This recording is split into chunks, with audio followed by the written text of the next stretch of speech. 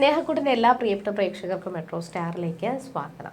അങ്ങനെ വളരെ വലിയൊരു പ്രശ്നത്തിലാണ് ഇപ്പോൾ പല്ലവി ബന്ധപ്പെട്ടിരിക്കുന്നത്.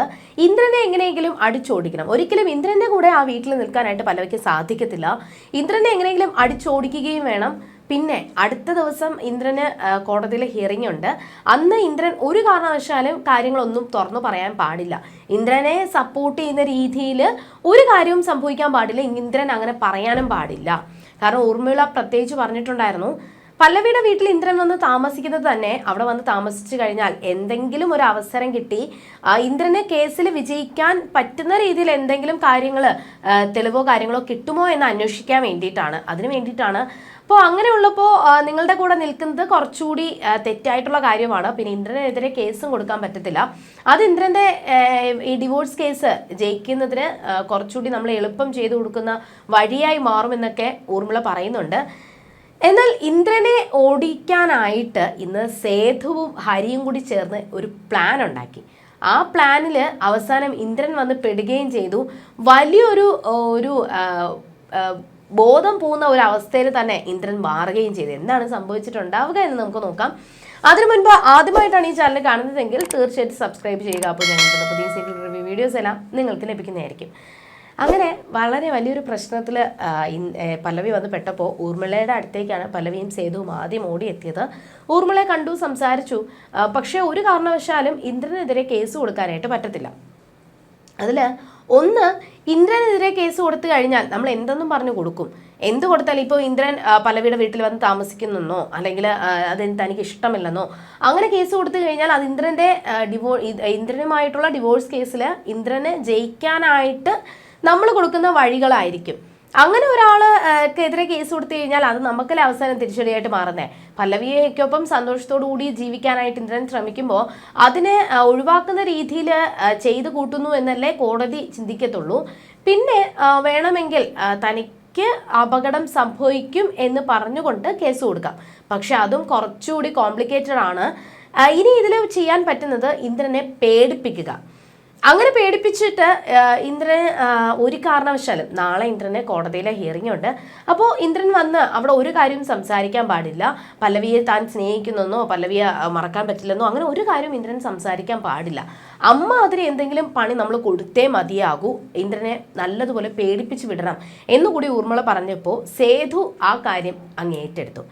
എന്നിട്ട് ഹരിയെ വിളിച്ച് ഹരിയെ കൊണ്ട് ഈ ഒരു കാര്യം, ഞാനും ഹരിയും കൂടി ഈ കാര്യം കൃത്യമായിട്ട് നിർവഹിച്ചോളാം എന്ന് വാക്ക് കൊടുത്തു.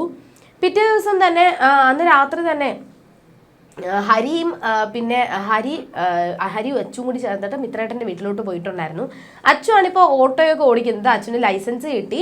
ആ സന്തോഷത്തിന് അച്ചു ലഡുവൊക്കെ കൊടുക്കുന്നുണ്ട്. അങ്ങനെ അവിടെ എത്തിയതിന് ശേഷം അച്ഛനോട് പറയുവാണ്, അച്ചു നീ ഇനി വീട്ടിൽ പൊയ്ക്കോ, എനിക്ക് കുറച്ച് പണിയുണ്ട്. എന്താണെന്ന് ചോദിച്ചപ്പോഴാണ് ഞാൻ സേതുവേട്ടനെ സഹായിക്കാനായിട്ട് ഇന്ദ്രനെ ഓടിച്ചു വിടാനായിട്ട് പോകുവാണെന്ന് പറഞ്ഞത്. അങ്ങനെ അവർ തിരികെ വീട്ടിലെത്തി.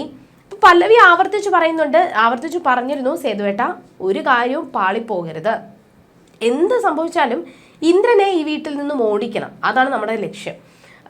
സേതു പറഞ്ഞു, ഞാൻ വേണമെങ്കിൽ ഇന്ദ്രനെ ഇത് പിടിച്ചുകൊണ്ട് പോയി മാറ്റി നിർത്തി നല്ല ഇടി കൊടുക്കാം, പക്ഷെ അതൊന്നും ശരിയാവത്തില്ല, അതൊക്കെ നമുക്ക് പാരയായിട്ട് മാറുമെന്ന് പല്ലവി ഓർമ്മപ്പെടുത്തി. രാത്രി ഇന്ദ്രൻ സുഖ ഉറക്കത്തിലാണ്. പതുക്കെ സേതു വന്ന് കതക് തുറന്നിട്ടു. ആ സമയത്താണ് അവിടെ ഹരി വന്നത്. അങ്ങനെ ഹരിയും സേതുവും കൂടി പ്രേതത്തിന്റെ വേഷം മാറുകയും എന്നിട്ട് പതുക്കെ ഇരുട്ടത്ത് ഇന്ദ്രനെ വന്ന് പേടിപ്പിക്കുകയുമാണ് ചെയ്തത്. അപ്പോൾ ഇന്ദ്രനെ ആ ഒരു ശബ്ദം കേട്ട് ഇന്ദ്രൻ ചാടി എണീറ്റ് നോക്കുമ്പോൾ രണ്ട് പ്രേതങ്ങൾ തൻ്റെ മുന്നിൽ വന്ന് നിൽക്കുവാണ്, അതും ഇരുട്ടത്ത്. അപ്പോൾ ആ ഒരു രൂപം കണ്ട ഉടനെ തന്നെ ഇന്ദ്രൻ പേടിച്ചു ബോധം പോയി തറയെ വീണ് കിടക്കുവാണ്. പെട്ടെന്ന് തന്നെ ഹരിയും സേതുവും കൂടി ഇന്ദ്രനെ എടുത്ത് പൊക്കി വരാന്തയിൽ സിറ്റ് ഔട്ടിൽ കൊണ്ട് കിടത്തിയിട്ട് സേതു കതവ് പൂട്ടി അകത്ത് പോവുകയും ചെയ്തു. ഹരി അങ്ങ് വീട്ടിൽ പോവുകയും ചെയ്തു. പിറ്റേ ദിവസം രാവിലെ ഉറക്കണീറ്റ് അവിടെ രാജലക്ഷ്മിയാണ് പുറത്തോട്ട് വരുന്നത്. നോക്കുമ്പോൾ തൻ്റെ മകൻ തറയിൽ, അതും തണുപ്പത്ത് മുറ്റത്ത് കിടക്കുവാണ്. അത് കണ്ടപാടെ തന്നെ രാജലക്ഷ്മിക്ക് നല്ല സങ്കടം തോന്നി. എല്ലാവരെയും വിളിച്ചു വരുത്തി, എല്ലാവരും ശബ്ദം കേട്ട് ഓടി വന്നു. അങ്ങനെ ഇന്ദ്രനോട് സംസാരിക്കുവാണ്. പക്ഷെ ഇന്ദ്രൻ ഒരു വാക്ക് പോലും സംസാരിക്കുന്നില്ല. എടാ നിനക്ക് എന്ത് പറ്റി, നീ എന്തിനാ ഇവിടെ വന്ന് കിടക്കുന്നേ, നീ എന്തിനാ രാത്രി പുറത്തോട്ട് ഇറങ്ങിയത്, എന്ത് പറ്റി എന്നൊക്കെ ആവർത്തിച്ച് ചോദിച്ചു. പക്ഷെ ഒന്നിനും ഉത്തരം പറയാനായിട്ട് മാത്രം ഇന്ദ്രൻ ശ്രമിച്ചില്ല. കുറച്ച് കഴിഞ്ഞ് ഇന്ദ്രനോട് കാര്യങ്ങൾ വെള്ളമൊക്കെ കൊടുത്ത് കാര്യങ്ങൾ ചോദിച്ചപ്പോൾ ഞാൻ ബഹിരാകാശത്ത് നിന്ന് വന്നതാണ്, ഞാൻ അടുത്ത ഒരു പരിപാടിയുണ്ട്, പിന്നെ നിന്നോട് കുടുംബശ്രീ പോകാൻ പറഞ്ഞതല്ലേ, നീ പോകാത്തത് എന്താ? അങ്ങനെ ഒരു നമ്മൾ ഈ വിരുദ്ധമായിട്ട് സംസാരിക്കത്തില്ലേ, സ്ഥിരകാല ബോധം ഇല്ലാതെ വിരുദ്ധമായിട്ട് സംസാരിക്കുന്നത് പോലെ ഞാൻ ഇവിടെ ഒരു ബഹിരാകാശത്ത് നിൽക്കുവാണ്, നിങ്ങൾ എല്ലാവരും വണ്ടിയിൽ കയറി നമുക്ക് ബഹിരാകാശത്തേക്ക് പോകാം. പിന്നെ സേതുവിനെ അച്ഛനെന്നും പിന്നെ പല്ലവിയെ അമ്മ എന്നുമാണ് വിളിച്ചുകൊണ്ടിരുന്നത്. പിന്നെ അവിടെ പാറു കുടുംബശ്രീയിൽ പോകുന്നില്ലേ, നീ എന്താ ഒരു കാര്യം പറഞ്ഞാൽ കേൾക്കാത്തത്, ജോലിക്ക് പോടി. പിന്നെ അതുപോലെ തന്നെ വിശ്വനെയും ചേട്ടാ എന്നാണ് വിളിച്ചുകൊണ്ടിരുന്നത്, രാജലക്ഷ്മി ആൻറ്റീന്ന്.